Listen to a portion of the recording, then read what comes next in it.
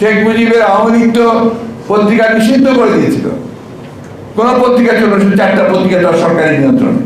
এই যে press club, এই প্রেস ক্লাব তো এটা তো অবদান জিয়া রহমানের। 1 টাকা দিয়ে প্রেস ক্লাবের জমি তিনি প্রেস ক্লাবকে দিয়ে দিয়েছিলেন। এখনকার যারা আছেন তারা তাদের নাম উচ্চারণ করেন, তাদের নামে যে আমরা দল, এই দলকে দলের নামে কোনো জায়গাও দিতে চায় না। কোথায় নিয়ে গেছে সরকার? দেশটাকে যার নামে নিয়ে গেছে। এটা এই যে খারাপ আর কিছু হতে পারে না। তারা সমস্ত সুন্দর অর্জনগুলোকে তারা ধ্বংস করে দিয়েছে। আমাদের সমাজের মধ্যে যে একটা আপনার সৌহার্দ্য ছিল, ভ্রাতৃত্ব ছিল, সেগুলোকে সে ধ্বংস করে দিয়েছে। একজন যদি কেউ বিএনপি করে তোর চেহারা দেখা যাবে না, বাপ দাদা 14 গোষ্ঠীর যদি কেউ বিএনপি করে থাকে তার চাকরি হবে না। আপনার বিশ্ববিদ্যালয়ে চাকরি পাবেন না যদি আপনার ছাত্রদের মেধাবী ছাত্ররা আপনার চাকরিতে যে সে পাবে না। এমনকি আপনার অ্যাডমিশনেও বোধহয় তারা এইসব চিন্তা ভাবনা করছে। শিক্ষা প্রতিষ্ঠানকে দখল করে রেখেইছে সমস্ত। এই একটা অবস্থায় তৈরি করেছে। এরা ধ্বংস করে দিয়েছে সমস্ত প্রতিষ্ঠানগুলোকে। মিথ্যা কথা বলার তো তাদের কোনো জুড়ি নেই, বিকৃত কথা বলার কোনো জুড়ি নেই।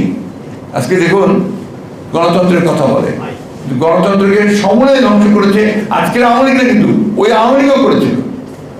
যার কথা বলে ওনারা সকালে ঘুম থেকে ওঠেন, তার নেতৃত্বে মাত্র 11 মিনিটে আপনার গণতন্ত্রকে ধ্বংস করে দিয়ে 1-2 সালে বাক্সার প্রতিষ্ঠা করা হয়েছে।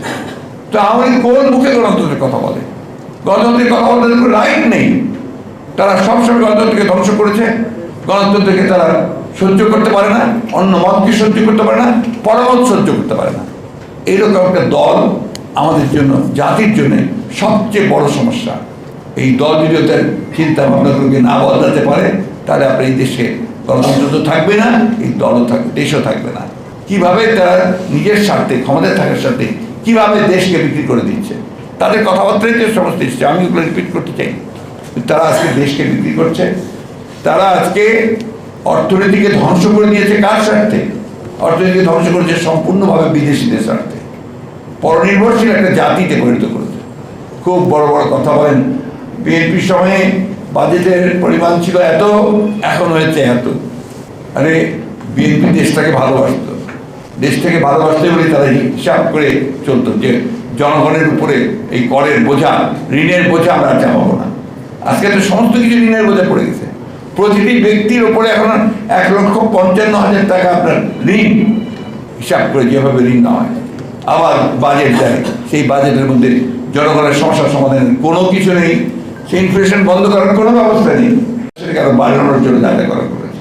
আর যে সমস্ত জিনিসগুলো আমদানি করলে আপনার উৎপাদন বাড়তে পারে, আপনার ইনভেস্টমেন্ট বাড়বে, সেগুলোর উপরে ট্যাক্স আরোপ করেছে। যেমন ক্যাপিটাল মেশিনারিজ, এটা আপনার নতুন কারখানা তৈরি করতে সাহায্য করবে, যে কোনো মেশিনেই সেখানে ট্যাক্স বাড়িয়ে দিয়েছে, যাতে করে আপনি এটা না আনতে পারেন। আমাকে যদি একবারও কি তারা তাদের বিবেককে জিজ্ঞেস করেন যে আজকে এই সরকার কোথায় নিয়ে গেছে দেশটাকে? কল্পনা করা যায় যে ঢাকা বিশ্ববিদ্যালয়ের মতো বিশ্ববিদ্যালয়ে 3য় শ্রেণীর লোকজনকে ভাইস চ্যান্সেলর করা হয়, করা হচ্ছে। তো বাস্তব সত্য কথা তো এটা। যে বিশ্ববিদ্যালয়টি বেঁচে থাকার চেষ্টা করে নিজেরা, তাদের সেখানেও তারা ছাত্রলীগ ঢুকে দিতে চায়।